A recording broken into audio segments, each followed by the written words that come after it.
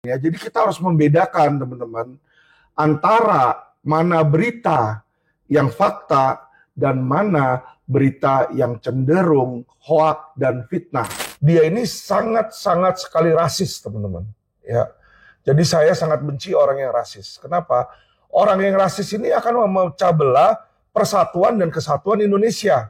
Saya katakan orang-orang seperti ini.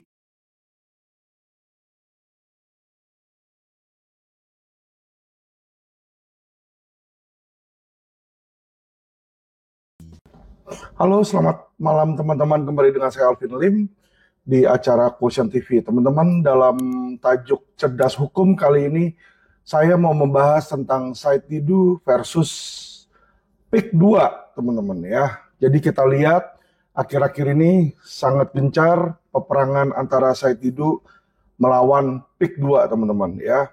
Saya selaku pengamat hukum tidak berpihak baik di kiri maupun di kanan, tapi saya akan membahas buat teman-teman yang tidak tahu ada apa Said Didu melawan PIK 2. Baiklah, akan saya kasih ini dari media online KBA News, teman-teman ya.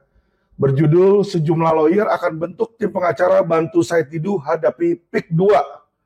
Wah, jadi ini Said Didu ceritanya akan dibantu oleh sejumlah lawyer untuk menghadapi PIK 2, teman-teman ya. Dibilang di sini sejumlah ahli hukum yang berprofesi sebagai lawyer akan bertemu membentuk tim pengacara yang akan mendampingi aktivis demokrasi dan kemanusiaan Muhammad Said Didu karena aktivitasnya membela rakyat tertindas yang terdampak proyek strategis nasional PIK 2. Dia dilaporkan oleh Asosiasi Pemerintahan Desa Indonesia atau APETSI Tangerang ke Polres Tangerang. Jadi dia dilaporin ke Polres Tangerang nih oleh APETSI ya. Said Didu sendiri melalui sejumlah WAG hari ini sudah menyebarkan berita bahwa dia sudah dipanggil oleh aparat Polres untuk dimintai keterangan. Dia katakan siap untuk menghadapi pemeriksaan serta mohon doa seluruh masyarakat agar dia dilindungi Tuhan dan tetap tegar dalam menghadapi apa yang dinamakan resiko perjuangan. Di sini dibilang, teman-teman ya.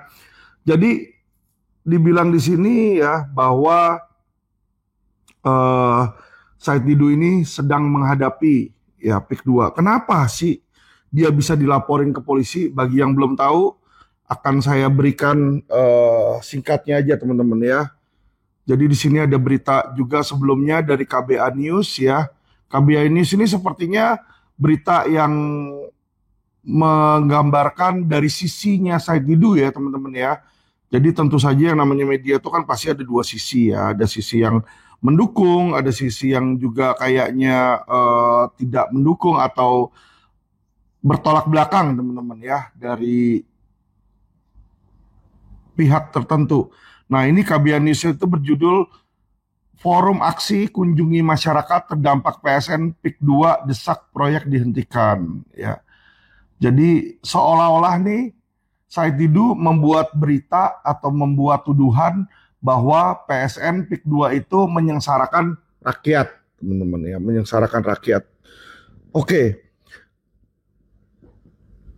Apa yang diberitakan Said Didu ini, teman-teman ya, bahwa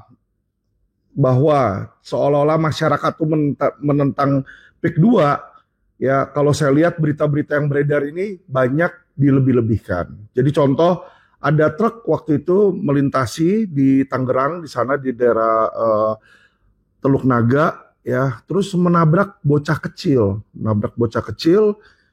sehingga masyarakat sekitarnya marah nih karena truk itu menabrak bocah kecil. Akhirnya truk-truk di situ pada dijarah ya. Nah, dibikinlah berita, dibikinlah sebuah tuduhan, dibikinlah sebuah hoax ya, seolah-olah masyarakat itu yang ada di situ menentang PIK 2, padahal nyatanya tidak ada yang dia tentang, bukan PIK 2-nya, tetapi aksi ugal-ugalan dari supir truk yang menabrak anak kecil tersebut, teman-teman ya. Jadi kita harus membedakan, teman-teman, antara mana berita yang fakta dan mana berita yang cenderung hoak dan fitnah atau hanya untuk menyudutkan dan memeras pihak tertentu, teman-teman ya. Jadi dibilang di sini judulnya Forum Aksi Kunjungi Masyarakat Terdampak PSN PIK 2 desak ya proyek dihentikan. Dibilang 50 anggota Forum Alumni Kampus seluruh Indonesia akan melakukan kunjungan ke kawasan PIK 2 Provinsi Banten menggunakan bus dan kendaraan pribadi. Itu direncanakan akan terjun langsung untuk melakukan survei dan mencari tahu kasus penggusuran lahan warga yang sedang terjadi di masyarakat di kawasan itu, dibilang ya. Wilayah terbentang di beberapa kabupaten di pantai utara Banten. Atas nama Presidium Forum Aksi, kami menyatakan prihatin, dibilang, dengan sikap penyerobotan lahan sepihak oleh developer mengatasnamakan proyek strategis nasional atau PSN, ya. Dibilang ini merupakan pelanggaran HAM. Oke, dan jadi tuduhan-tuduhan di sini dibilang Said Didu, pengembang developer PIK 2 menganggarkan dana yang sangat besar untuk proyek tersebut. Dibilang mencakup luas lahan 1,756 hektar, diproyeksikan mencapai 65 triliun. Mereka memperoleh keuntungan luar biasa, yaitu sekitar 20.000 triliun rupiah dengan menjual tanah kepada konsumen sekitar 30 juta per meter. Bla bla bla bla bla bla, teman-teman ya. Kita sudah tahu ini hal-hal yang sangat mendasar lah ya. Bukan hanya di Indonesia, di seluruh negeri di dunia ini, di mana-mana ya selalu penduduk kota atau developer-developer itu dia datang ke daerah-daerah untuk membangun. Ya, kita lihat Amerika misalnya ya.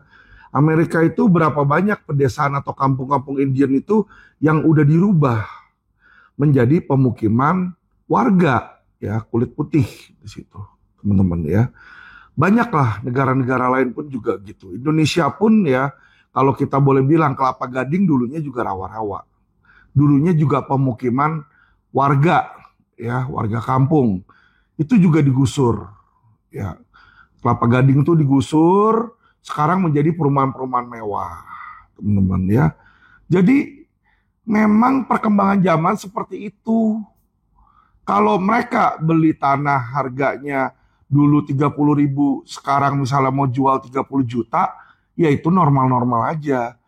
Ya kenapa? Karena kita tahu harga tanah pun dari tahun ke tahun sudah pasti naik. Itu yang pertama, teman-teman ya. Kedua, tudingan Said Didu ini kalau memang benar si PSN PIK 2 ini mengambil merampas tanah masyarakat, memaksa, ada pemaksaan dan lain-lain, kenapa kok nggak dilaporkan ke polisi? Ya, kalau saya lihat justru tindakan Said Didu ini di sini sebagai atau merupakan tindakan premanisme, teman-teman. Kenapa saya bilang itu premanisme? Dia bawa ormas, dia menghasut masyarakat agar supaya menghalang-halangi atau merusak bisnis dari PIK 2. Ya, dan saya katakan kepada teman-teman yang namanya dia mau demo apa segala macam tetek bengek, ya itu nggak ada penyandang dananya. Ya, saya yakin di belakang Said Didu ini ada yang memberikan support atau istilahnya backingannya, teman-teman ya. Jadi ada backingan, apakah musuh-musuhnya PIK 2 di sini ataukah itu adalah dari pihak cukong tertentu, kita nggak tahu, teman-teman ya. Tapi saya yakin dan saya pastikan Said Didu itu bukan pembela masyarakat. Ya, kenapa saya bilang dia bukan pembela masyarakat? Karena yang dia sebarin hoak. Ya. Kalau memang ada pelanggaran hukum ya yang dilakukan oleh PIK ataupun developer lain, ya teman-teman bisa melapor ke LQ, kita juga bisa membantu. Ya. Tapi saya sudah telusuri, ternyata Said Didu itu ketika kita somasi pun nggak berani datang, teman-teman ya, nggak berani datang, dia nggak punya nyali. Sebagai mantan menteri ya, dia ini nggak jelas. Ya, kenapa saya bilang nggak jelas ya? Untuk apa dia seperti itu ya? Dan saya lihat juga ada pihak-pihak yang membantu ini ya, adalah pihak-pihak yang sekarang ini anti government, teman-teman ya, atau pihak-pihak yang berlawanan berseberangan dengan pemerintah yang saat ini. Saya bacakan lagi, di sini ada berita dari Fajar ya, yang membela Said Didu ini adalah Mahfud MD, teman-teman. Dibilang di sini di fajar.com ya, Mahfud MD tegaskan Said Didu hanya gunakan hak konstitusionalnya. Muanas melarang beropini. Saya bacakan ya isinya. Kuasa hukum pengembang PSN PIK 2, Muanas Alaidit, mengingatkan ex-Menko Polhukam Mahfud untuk tidak beropini terkait kasus yang menyeret mantan Sekretaris Kementerian BUMN, Muhammad Said Didu. Saran saya sebaiknya soal kasus hukum Said Didu, Pak Mahfud tidak beropini, apalagi kasus sudah naik ke penyidikan, kata Muanas Alaidit. Sebab Mahfud merupakan ahli hukum yang memiliki follower besar. Bahaya kalau awam percaya kita sudah menarik kesimpulan kasusnya padahal tidak paham duduk perkara sebenarnya. Dikatakan Said Didu itu dilaporkan oleh sejumlah kepala desa yang tergabung dalam APDESI karena pernyataan yang beredar di sejumlah media sosial tanpa data dan fakta. Dia menuduh semua pejabat pemerintah daerah dari pusat sampai daerah hingga RT RW sudah jadi kaki tangan pengembang untuk menggusur rakyatnya, tutur Muanas. Ya. Akibatnya terjadi keresahan di masyarakat, khususnya sejumlah daerah di Kabupaten Tangerang. Warga mencurigai kepala desa seolah-olah ada kerjasama dengan pengembang dengan semua perangkat desa untuk menyengsarakan rakyatnya. Ya, jadi kita lihat di sini bagaimana Pak Mahfud ini ya dibilang beropini bahwa Said Didu hanya gunakan hak konstitusional. Hak konstitusional ini ya menjamin masyarakat untuk berbicara, ya beropini kalau sesuai fakta. Kalau dia beropini, bukannya beropini, tapi dia tujuannya untuk meresahkan masyarakat, membuat hoax, itu sudah nggak baik teman-teman ya. Apalagi saya tahu di beberapa wawancaranya si Said Didu, dia ini sangat-sangat sekali rasis teman-teman. Ya, jadi saya sangat benci orang yang rasis. Kenapa? Orang yang rasis ini akan memecah belah persatuan dan kesatuan Indonesia. Ya, saya mungkin kulitnya kulit minoritas, ya Chinese lebih terang, ya matanya sipit dan lain-lain lah yang mungkin orang-orang pikir ngelihat saya sebagai seorang Chinese. Tetapi ya teman-teman, hati dan jiwa saya ini nasionalis. Ya, dan saya yakin mungkin banyak pribumi-pribumi di luar sana ya yang bahkan menjual negara Indonesia, ya korupsi, menyengsarakan masyarakatnya, di mana saya malah justru membantu masyarakat termasuk yang pribumi yang ditindas teman-teman ya. Jadi saya nggak suka ketika orang tuh terlalu rasis melihat loh ini keturunan Cina, wah Cina terus di situ ya. Padahal kita lihat ya asal muasalnya sebenarnya kayak Anies juga bukan pribumi Indonesia. Orangnya juga berasal dari luar negeri, dari Arab, dari India di situ. Ya teman-teman ya. Jadi kalau kita lihat ya kenapa malah justru Arab Saudi dianggap itu sebagai pribumi? Arab Saudi itu punya negara sendiri, teman-teman. Ya, saya lihat di sini bahwa Mahfud MD adalah salah satu pihak dan salah satu tokoh ya yang tujuannya memperkeruh. Ya. Mahfud MD itu siapa? Dulu Menko Polhukam, ya. Sekarang dia muncul di podcast-podcast, dia jelek-jelekin pemerintah, jelek-jelekin hukum. Ya, dia bilang bahwa pemerintah nggak becus, banyak ono, banyak maling, banyak ini, ya. Penegakan hukum nggak benar. Lah dia itu dulu sebagai Menko Polhukam, ya membawahi kepolisian, kejaksaan, bisa dia koordinasikan. Kerjaan dia apa selama 5 tahun lebih menjabat sebagai menteri? Itu pertanyaan saya. Ya, apa yang pernah dia lakukan? Pernah nggak dia tangkap maling-maling tersebut?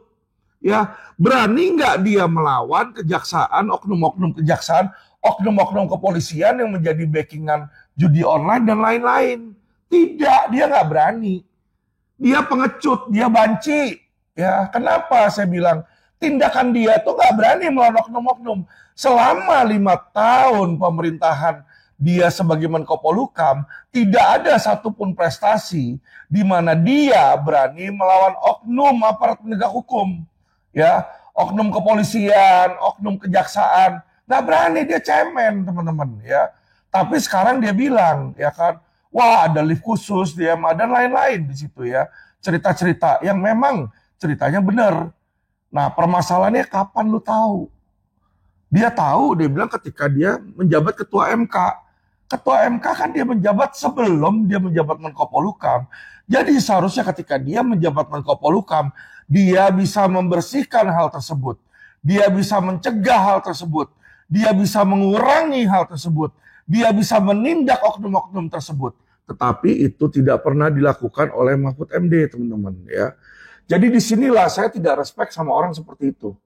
Ya, Mahfud MD selalu bilang dirinya suci. Ya, dirinya muslim yang baik, dirinya muslim yang lurus, ya. Tapi yang saya lihat yang dia lakukan di masyarakat sekarang ini menyebar hoak, menyebarkan keresahan. Karena apa? Karena partai yang dipilih oleh dia, yaitu partai PDIP, itu tidak masuk di dalam pemerintahan. Karena partai dia nggak dapat bagi-bagi kue. Karena dia tidak terpilih menjadi pejabat atau menteri di kabinet Prabowo, ya. Disitulah makanya dia sakit hati. Ya, dia bicara untuk jelek-jelekin. Ya, tujuannya apa? Tujuannya semoga dia berpikir kabinet Prabowo ketika ingin dia diam, dia akan diangkat, diambil, dipilih menjadi menterinya atau dikasih kue, dibagi kue juga. Untuk apa? Biar diem situ, teman-teman, ya. Tapi saya katakan, teman-teman, ya, saya katakan orang-orang seperti ini tidak akan membangun negara Indonesia. Ya. Dia hanya tipe orang yang bisa mengkritik tanpa memberikan solusi.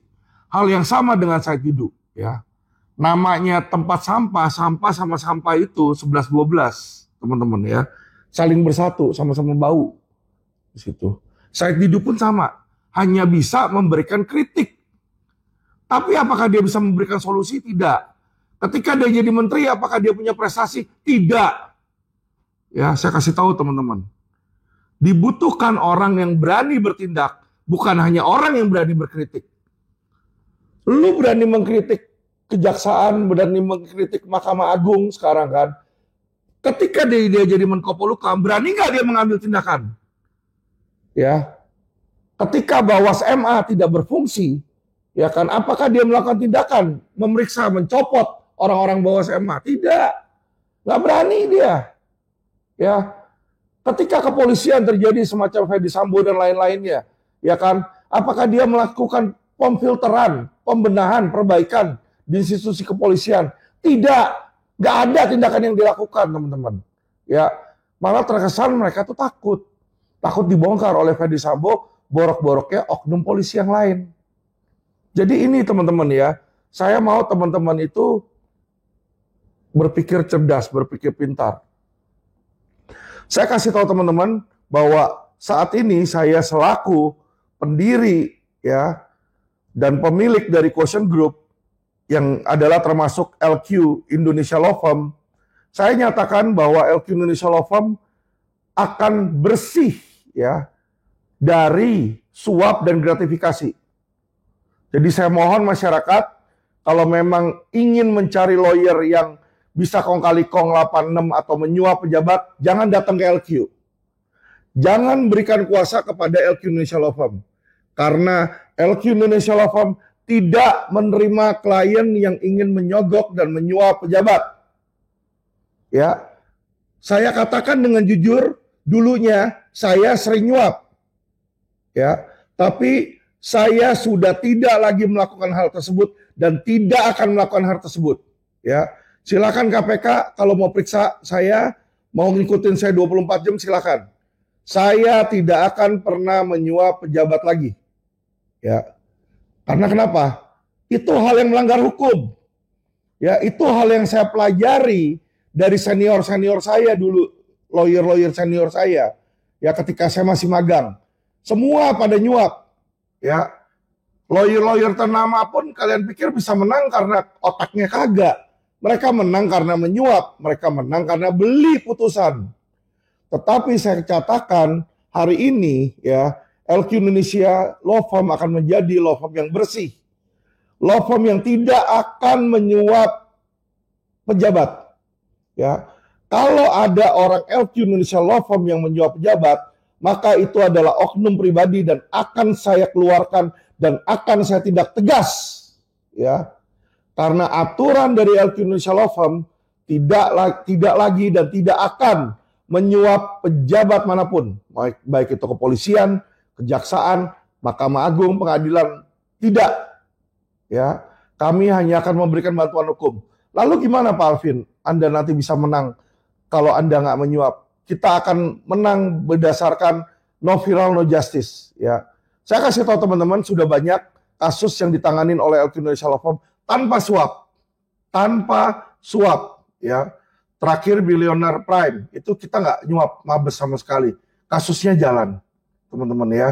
Ada kasus di Jakarta Utara, saya mau mengucapkan terima kasih kepada Kapolri, ya Bapak Listio Sigit, yang sudah menerima aduan saya, dan juga Bapak Kabareskrim Wahyu Widada, yang sudah membantu, serta Iwan Kurniawan, Karawasidik, ya, yang sudah menangani membantu dua kasus yang sudah viral, yaitu kasus di Polres Jakarta Utara, penggelapan mobil, dan kasus di Polres Jakarta Selatan, tentang pembakaran atau penyerobotan ruko, ya.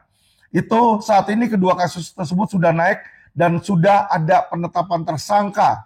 Terlapor yang saya laporin sudah menjadi tersangka, ya. Menandakan bahwa tanpa uang 1 sen pun kasus jalan, ya. Sudah ada perbaikan, sudah ada hal yang baik yang dilakukan LQ, kita kawal sehingga polisi pun juga ikut baik. Situ teman-teman ya. Jadi sudah ada perbaikan dan semua ini berkas bantuan juga dan dorongan dari Bapak Kapolri Listio Sigit beserta Kabareskrim Wahyu Widada ya. Jadi kita lihat teman-teman, nggak semua polisi itu buruk, dan mungkin kalau sebelumnya mereka banyak yang brengsek atau banyak oknum ya, tapi kita berharap pada banyak tobat seperti saya ya. Saya kasih tahu dan saya jujur, saya dulunya penjahat. Kenapa saya bilang dulunya saya penjahat? Dulunya saya nyogok, saya nyuap. Dan itu adalah perbuatan melanggar hukum, perbuatan melawan hukum. Ya. Tapi saya sadar bahwa perbuatan saya itu salah dan saya tidak akan melakukan hal tersebut lagi. Ya. Dan saya yakin akan banyak polisi-polisi dan jaksa-jaksa yang baik yang mau merubah agar Indonesia ini bebas dari korup. Bapak Presiden Prabowo sendiri pun sudah bilang bahwa Indonesia tidak akan maju jika tidak bebas dari korupsi. Beliau pintar, dia udah tahu. Dia sudah tahu bahwa Indonesia tidak akan maju jika tidak bebas dari korupsi. Dan di mana itu dimulai? Itu dimulai dari diri kita masing-masing, teman-teman. Kalau kita menjadi agen koruptor, maka Indonesia nggak akan bersih. Ya. Orang nggak akan menerima korupsi jika kita tidak akan nyuap. Kalau saya nyuap, berarti ada yang nanti terima suapan itu, saya menjadi alat bagi dia untuk korupsi. Ngerti ya teman-teman ya? Tapi kalau nggak ada yang mau nyuap, ya seluruh masyarakat maunya lurus, ya tidak mau memberikan kesempatan untuk menyuap, baik itu jaksa, polisi maupun hakim, maka oknum-oknum itu akan kelaparan dengan sendirinya. Ya, dan kita harapkan untuk berkurang. Ini adalah salah satu ya beban moral yang menjadi tanggung jawab dari masyarakat Indonesia, teman-teman. Saya keturunan Chinese, ya, tapi I'm Indonesian, ya. Di hati saya, darah saya ini mengalir darah Indonesia. Saya ke Cungko baru sekali dan itu pun hanya berobat. Saya nggak kenal, nggak ada saudara di sana, teman-teman ya. Saudara-saudara saya, kalian ini yang ada di Indonesia. Mau kalian pribumi, mau kalian itu Arab, keturunan ya. Saya dekat kok dengan mereka. Ya, bahkan FPI, Habib Rizik, saya nggak menganggap dia itu sebagai, wah ini apa nih orang Muslim, terus saya menjadi sara gitu. Tidak.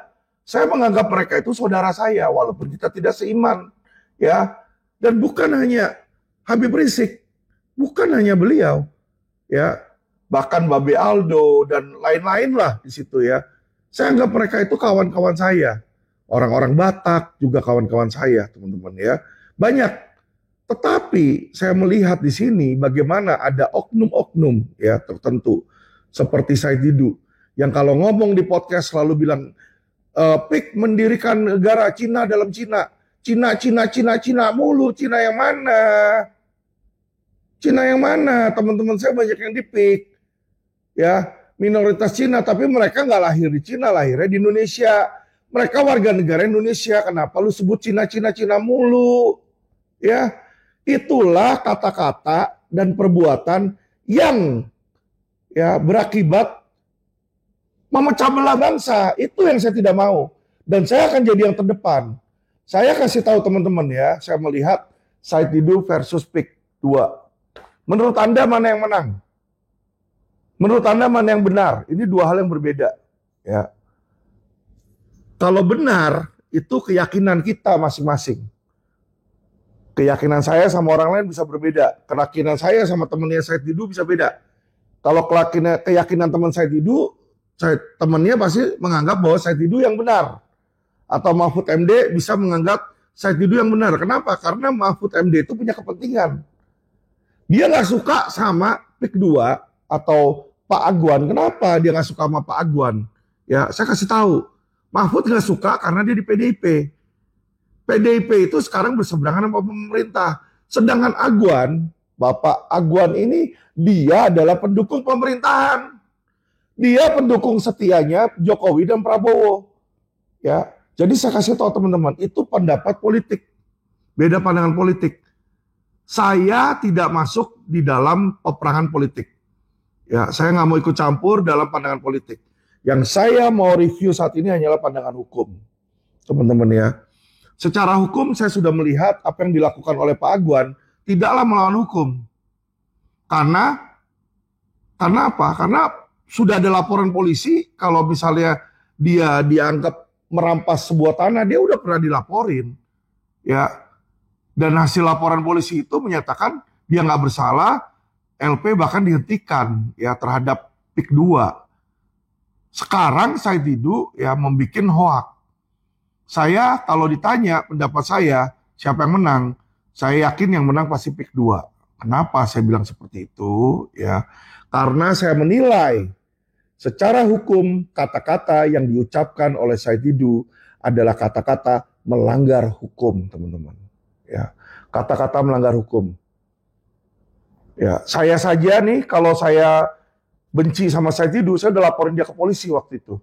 Karena kenapa? Dalam podcastnya dia menimbulkan rasa kebencian terhadap etnis China, gitu loh, etnis Chinese, minoritas. Sehingga nanti saudara-saudara saya yang seetnis sama saya akan menjadi korban kebencian orang-orang pribumi. Itu yang dia berusaha timbulkan. Sehingga masyarakat politik ya dan keamanan Indonesia menjadi tidak tenang, menjadi ribut. Saya kasih tahu teman-teman ya, nggak perlu negara kita ini kerusuhan aja, ekonomi sudah sekarang ini sedang turun. IHSG dari 7.800 sudah terjun ke 7.100 teman-teman ya. 700 poin itu sudah menandakan resesi. Turunnya 10% itu sudah menandakan dimulainya resesi. Indonesia ini sedang dalam resesi. Ya, Indonesia ini sedang dalam resesi. Kita lihat nanti tahun depan Januari akan lebih susah lagi hidup di Indonesia. Saya bukan nakut-nakutin. Kenapa? PPN itu naik dari 10% menjadi 12%. Naik 2%. Kenaikan pajak itu otomatis akan menimbulkan pengurangan consumer spending, teman-teman. Saya jago ekonomi, teman-teman. Saya wakil presiden bank di Amerika dulu. Ya. Saya anak UC Berkeley. Major apa? Ekonomi. Tentu saya tahu itu. Sehingga turunnya consumer spending akan mengakibatkan turunnya APBN. Ya. Jadi kalau Sri Mulyani atau pemerintah berpikir dengan menaikkan pajak justru dia akan meningkatkan APBN, menurut saya itu langkah yang salah. Tetapi balik lagi, saya bukan pejabat negara. Kalau saya pejabat negara, justru yang saya lakukan adalah saya kurangi PPN. Saya kurangin dari 10%, saya akan kurangin. Sehingga apa? Dengan adanya tax holiday tersebut, bisa menimbulkan consumer spending. Ya. Dan juga harga-harga bisa menjadi lebih murah. Kedua yang kita lihat selain PPN yang naik, ya, deflasi sudah 5 bulan berturut-turut. Ya. 2 kali kejadian terakhir ketika deflasi turun lebih dari 3%, itu adalah ketika terjadinya Great Crisis, teman-teman ya, di mana harga dolar itu naik tinggi. Dan kita sudah melihat hal yang sama. Dolar ini sudah mulai naik ke 15.900. Jangan heran kalau nanti dolar itu ke 16.000 dan nyundul ke 17.000, teman-teman. Ya. Saya tahu, makanya saya sudah siap preparasi. Saya beli dolar bukan karena saya nggak cinta tanah air, ya, tapi karena saya cerdas secara keuangan. Ya, saya nggak mau ikut-ikutan goblok, saya nggak mau ikut-ikutan bego. Kalau pejabat-pejabat pemerintah yang ada sekarang itu bego, apakah saya harus ikut bego dan harus ikut miskin? Tidak. Ya, jadi saya sudah mulai beli dolar, teman-teman. Saya mulai kumpulin dolar. Ya, dan kalian teman-teman akan lihat dolar akan terus naik, walaupun upaya pemerintah untuk nurunin. Ya, makanya saya selain membuka Love Hum, saya juga buka training keuangan. Ya, bertajuk kecerdasan keuangan. Di mana di situ pun saya mengajari orang untuk bisa ya berhasil dalam keuangan. Bagaimana sih dia menciptakan passive income, itu diajarin, teman-teman. Dan saya juga memberikan strategi untuk melipat gandakan uang mereka, ya, dan quotient fund untuk apa? Untuk mereka melipat gandakan kekayaan mereka, uang yang mereka ada, ya, dari sedikit. Kalau Anda punya uang 100 juta, 15 tahun dari sekarang, saya bisa rubah itu jadi 10 miliar. Ya, teman-teman bisa ikut ke seminar kecerdasan keuangan saya di situ. Teman-teman bisa mendaftar di 08 satunya 4 kali, ya, 84 489 atau 08 satunya 3 kali, ya, 53 4489, teman-teman ya. Hubungi nomor-nomor tersebut untuk mendaftar di seminar kecerdasan keuangan karena Anda butuh itu. Kalau nanti ekonomi makin turun, bisnis yang Anda geluti jatuh, Anda tidak punya passive income, Anda akan in real trouble, teman-teman ya. Dan sebagai teman setanah air, saya mau memberikan ilmu saya kepada masyarakat. Saya udah kaya, ya. Orang nanya, Vin, kalau lu memang bisa, kenapa lu nggak bikin sendiri? Sudah, saya sudah bikin sendiri, teman-teman. Ya, saya beli mobil baru, saya beli rumah baru di situ, ya. Saya punya tabungan banyak di Amerika, di Singapura, di negara-negara lain. Ya, saya udah punya. Saya nggak perlu numpuk kekayaan terus, karena kekayaan itu kalau saya mati, saya nggak mau mati. Saya membagikan ke masyarakat Indonesia agar masyarakat Indonesia bisa ikut sejahtera. Ya, Anda lihat motivasi orang itu bisa ditentukan. Beda sama motivasinya Mahfud MD. Motivasi Mahfud MD itu teriak-teriak seperti itu bukan untuk menolong masyarakat, teman-teman. Ya, saya kasih tahu, yang dilakukan Mahfud MD dan Said Didu bukan untuk menolong masyarakat. Anda pikir dia peduli dengan rakyat di pesisir? Kagak. Saya kasih tahu nih, berani potongan kuping sama kalian, ya. Yang melakukan developer itu bukan hanya PIK 2. Jadi kalau kita mau melawan pengembangan, ya kita lawan semua developer. Developer itu banyak, ya. Yang gede PIK 2 dan Sinarmas. Makanya mereka dua-duanya dapat proyek strategik nasional PSN, teman-teman ya. Tapi selain dari mereka berdua, pengembang-pengembang lain banyak. Ya, Sinarmas itu BSD. Agung Podomoro juga pengembang besar ya. Di Central Park dia yang bangun, Pico Group juga pengembang, teman-teman ya. Duta Anggada juga pengembang ya, teman-teman. Sumarekon ya, yang bikin Sumarekon Bekasi, Sumarekon Bandung, Sumarekon Bogor ya, itu juga pengembang besar. Jadi kalau kita anti terhadap perkembangan ya, dan kita mau keep semua itu sebagai desa, maka Indonesia tidak akan berkembang.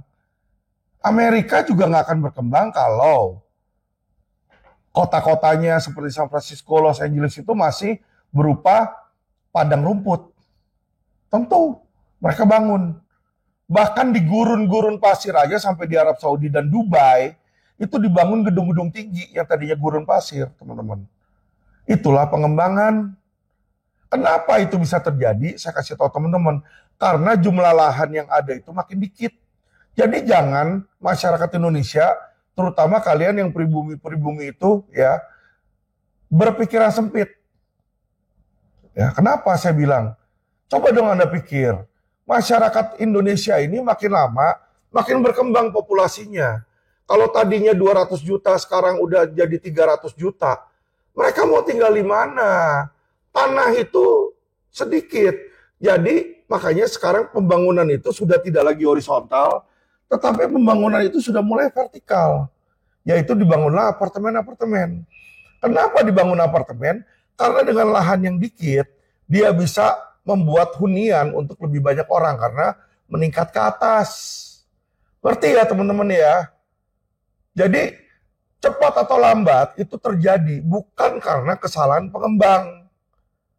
Pengembang mereka dibutuhkan karena adanya demand. Demand apa? Kebutuhan akan hunian.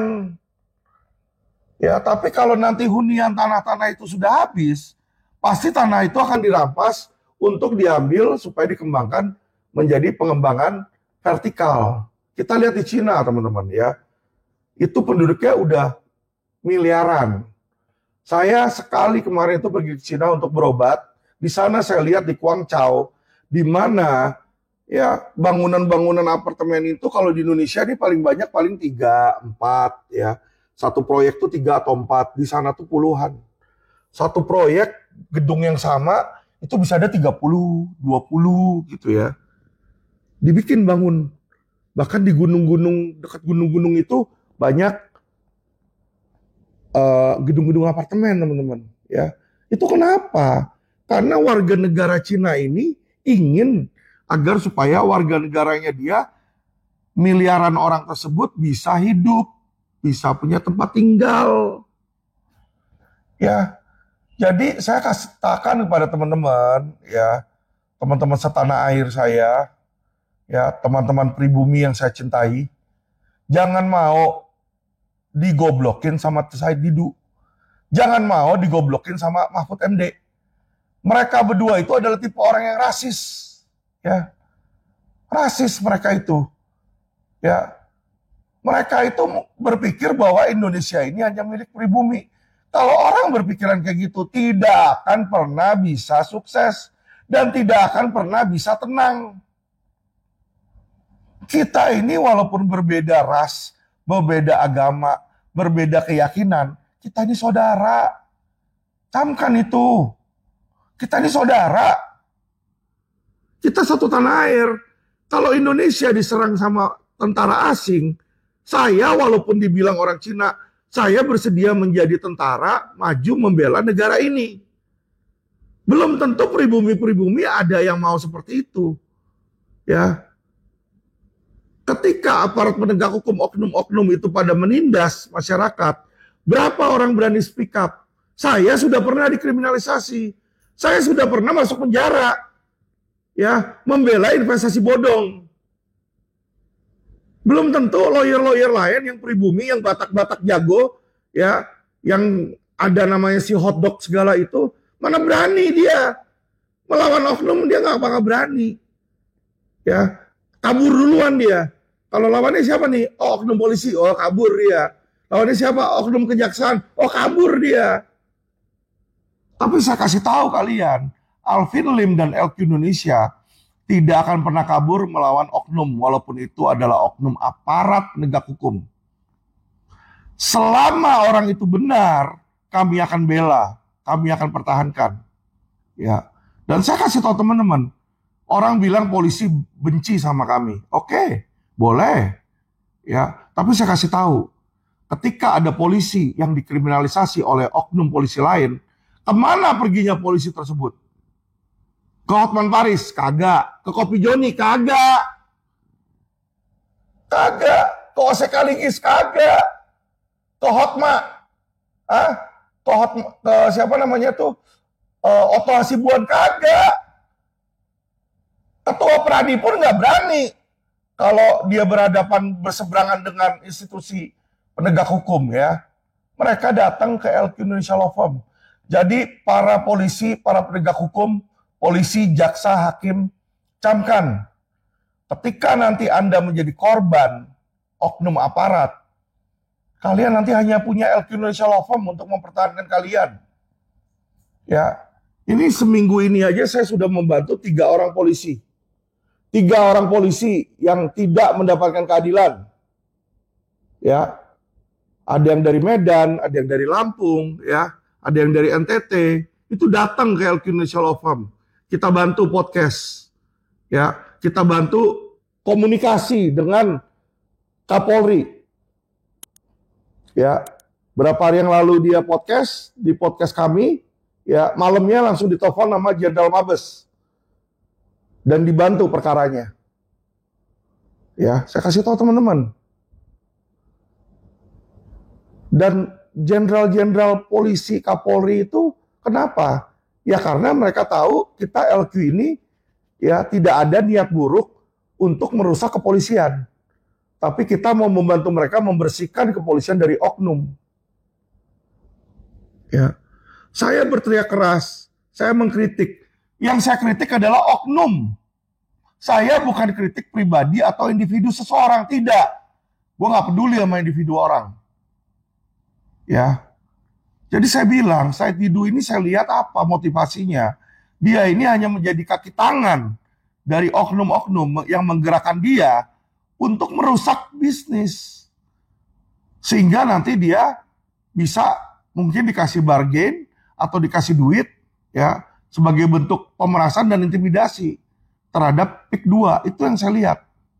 Ya jujur-jujuran ngomong aja. Kalau nggak ada untungnya buat Said Didu, ngapain dia pusing-pusing bicara? Ngapain? Emangnya dengan bicara kayak gitu diangkat lagi jadi menteri? Kagak. Terus Mahfud MD emang kamu pikir apa dia bicara kayak begitu dapat duit? Bukan. Dia lagi jilat-jilat gitu buat apa? PDIP. Ya, jadi seolah-olah dia yang berani nih tentang pemerintah yang sekarang. Pret. Ketika lu jadi Menko Polhukam aja, kasus-kasus investasi bodong kagak beres zaman dia. Jiwasraya, ya, Minapadi, robot trading, itu banyak yang kita udah bersurat ke Menko Polhukam. Minta audiensi, minta bantuan. Ditanggapin nggak? Kagak. Mahfud MD sebagai Menko Polhukam tidak peduli pada masyarakat.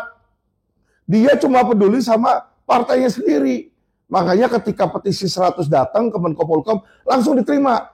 Karena petisi 100 itu dia melawan pemerintahan, ingin menggulingkan pemerintahan Jokowi, diterima sama dia. Karena kenapa? Posisi dia di PDIP saat itu berseberangan sama pemerintahan. Jadi kita bisa melihat di mana dia saja ketika dalam tugas tidak peduli kepada masyarakat. Yang dia peduliin hanya kepentingan partai. Ngerti ya? Camkan itu teman-teman, camkan itu masyarakat. Don't be stupid. Saya bilang sama teman-teman ya, don't be stupid. Kita mau hidup tenang. Ya, kalau kita mau perang, kita perangin oknum. Itu yang kita perangin, oknum. Jangan kita mau dipinggirkan, disingkirkan, nantinya kita memerangi ya pebisnis. Ya, nantinya kita memerangi sesama saudara kita yang beda ras atau memerangi sesama saudara kita yang beda agama. Jangan. Ya. Saya kasih tahu teman-teman, ketika FPI terjadi musibah, ya, pengawal-pengawalnya dibunuh, ditembak mati itu oleh oknum-oknum polisi. Saya belain mereka. Saya bukan membela Islam, bukan. Saya bukan membela FPI, bukan.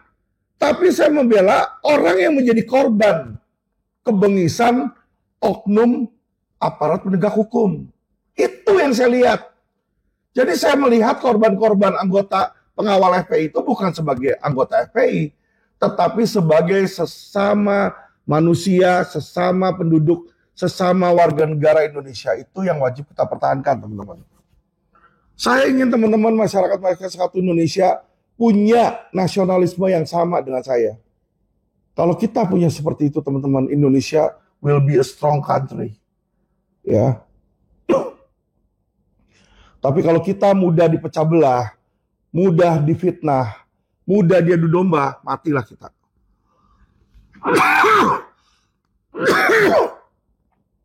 Saya melihat tindakan-tindakan yang dilakukan Said Didu ini sudah merupakan tindakan fitnah, tindakan memecah belah. Ya, Said Didu itu siapa sih? Kagak ada keberaniannya, kagak punya keberanian. Ya, saya kasih tahu teman-teman, dalam waktu dekat juga dia akan ditangkap kok nanti, akan ditahan. Kita lihat aja. Karena kenapa? Secara hukum, balik lagi teman-teman ya, secara hukum unsur-unsur pidana dia tuh udah terpenuhi terhadap PIK 2. Bukan karena saya orang bayarannya PIK 2. Saya nyatakan dan saya katakan, ya, saya orang bertuhan, saya katakan, saya bukan orang yang PIK 2. Saya bukan lawyernya PIK 2. Bahkan di dalam beberapa kasus, saya ada kasus yang melawan PIK 2. Ya, walaupun akhirnya diselesaikan oleh mereka. Ya, karena saya mengambil jalur hukum. Mengambil langkah hukum. Saya tidak mengambil langkah premanisme. Saya tidak mengambil langkah-langkah ilegal. Melawan hukum dengan cara memfitnah, mengadu domba. Ya, saya tidak lakukan hal tersebut. Jadi teman-teman, ya hilangkan itu. Ya, fitnahan-fitnahan bahwa PIK 2 itu adalah negara dalam negara. Nggak ada. Coba lu ke PIK 2, lu ngerampok. Tetap aja lu dihukum berdasarkan hukum Indonesia. Bukan hukum negara Cina. Bukan hukum negara PIK. Gue heran gitu loh. Ada orang tuh tolol banget. Dia makan apa sih? Makan nasi apa makan tai sih? Kok goblok begitu otaknya? Saya bingung loh. Bener-bener saya bingung. Masa PIK itu dibilang negara dalam negara? Kalau ada negara dalam negara harus ada presidennya. Harus ada menterinya. Siapa menteri PIK? Presidennya PIK siapa? Terus harus ada hukum undang-undangnya.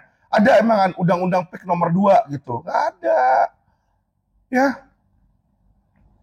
Jadi teman-teman, jangan mau kita itu difitnah. Jangan mau kita itu diadu domba. Dicuci otak kita. Dan dibenturkan satu sama lain. Be smart teman-teman. Ya. Be smart.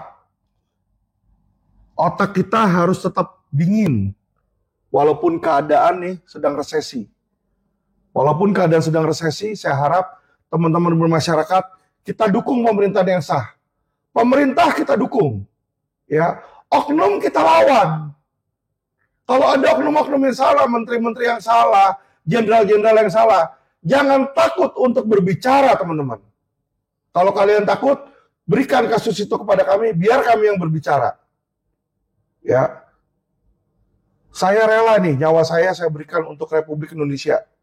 Saya rela. Ya, saya bukan pengkhianat bangsa. Saya tidak melawan pemerintahan, tidak. Saya dukung pemerintahan yang sah. Tetapi oknum-oknum yang brengsek, ya, yang masuk dalam kabinet yang nggak kompetensi, itu tidak mendapatkan respek saya, teman-teman. Ya, apalagi mereka itu yang cuma masuk ke dalam kabinet cuma untuk korupsi. Dan kita bisa melihat bagaimana akhir-akhir ini keadaan makin penting. Ya, ternyata di Kominfo, Komdigi itu, ya, di situ ada antek-antek judi online. Ya, saya sudah bilang berkali-kali, judi online itu ada di mana-mana, di kepolisian, di kejaksaan, di MA, ya DPR juga banyak yang main judol, ya MA juga hakim banyak yang main judol, ya kejaksaan banyak yang main judol. Jadi teman-teman, racun korupsi dan racun pelanggaran hukum itu sudah mencemari jiwa dan bangsa dan demokrasi Indonesia. Jika Anda tidak mau bangkit, siapa lagi yang bisa membantu Indonesia, teman-teman? Siapa lagi? Ya, saya berusaha secara sisi bidang hukum dan sisi bidang keuangan sekarang ini, teman-teman ya. Saya juga ngadain seminar agar supaya kalian ya bisa memperoleh nasihat keuangan dan bisa mendapatkan ekonomi yang lebih baik. Ya, silakan yang mau mendaftar daftar. Ya, Tadi nomor teleponnya sudah saya cantumkan, sudah saya bilang sebelum ini. Ya, di 08 satunya 4 kali, ya 84 489. Silakan hubungi kami di situ dan daftar supaya teman-teman jangan ikut miskin nantinya. Ya, bagi yang percaya kata-kata saya silakan, yang nggak percaya ya udah. Karena kalau nanti miskin, nanti sengsara, kalian juga yang ngadapin di situ, ya. Dan jangan salahkan orang. Ih, kok yang itu kaya, gue miskin.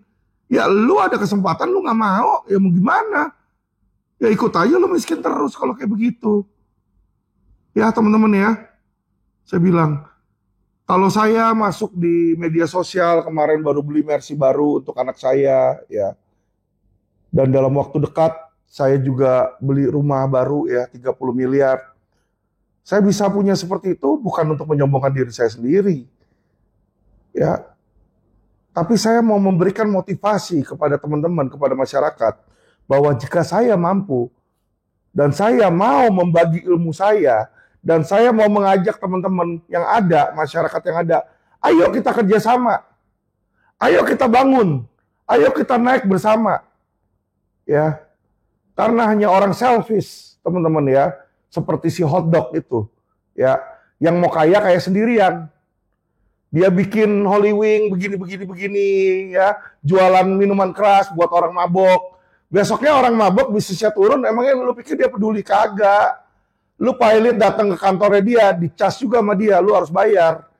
Ya, saya kasih tahu teman-teman. Ada bisnis yang bisa membantu memberikan benefit, tapi ada bisnis ya, terutama bisnis-bisnis lendir dan bisnis-bisnis dugem yang intinya itu menghancurkan moral masyarakat. Ya. Alkohol itu juga menghancurkan moral masyarakat. Lu kasih minum orang alkohol yang banyak, mabok, setelah itu apakah dia bisa bekerja?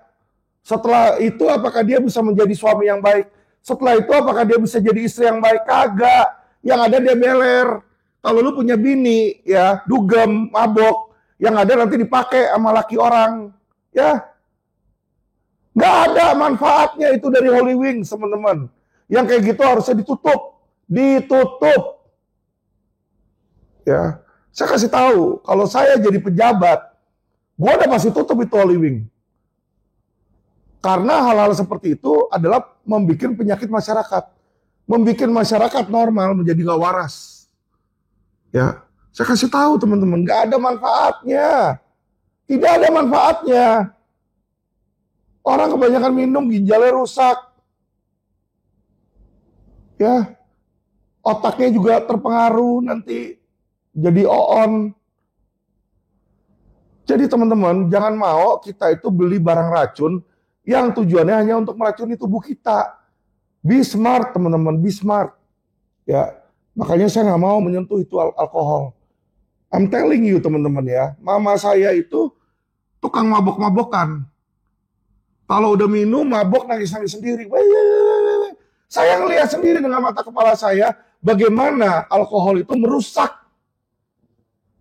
orang. Saya bisa nggak nyalain si pembuat alkohol? Nggak bisa. Karena itu kemauan ibu saya untuk beli. Tapi kalau misalnya produsen alkohol itu ditutup, maka nggak ada sumber untuk bikin dia mabok. Ngerti ya teman-teman ya? Hal yang sama teman-teman, kalau kita mendengarkan input masukan dari orang seperti Said Didu dan Mahfud MD, sama aja kita goblok, masukin racun dalam tubuh kita, masukin racun dalam telinga kita. Ya, saya berani jamin kalau nanti teman-teman ya, kalau sampai Pak Agwan ini melakukan tindakan melawan hukum, saya akan menjadi yang pertama untuk laporin dia ke polisi. Tapi kalau selama dia melakukan hal-hal yang sudah sesuai hukum, ya terus kita mau jeblosin dia tuh bagaimana caranya? Ya nggak bisa. Kalau jual beli ada pemerasan, ya kasih dong bukti pemerasannya ke saya. Saya ini punya law firm loh.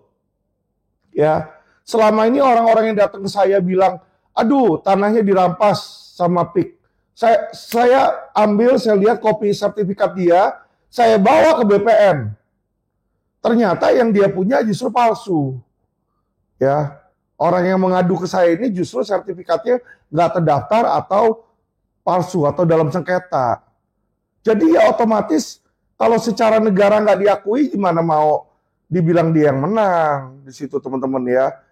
Saya bilang sama teman-teman, kalau Anda punya bukti valid, ya kesalahan dari PIK 2, ya dari Pak Agwan atau siapapun itu ya, kroni-kroninya, datang ke saya. Saya tidak segan-segan untuk melawan PIK 2. Saya nggak takut. Ya, saya nggak takut. Saya udah bilang,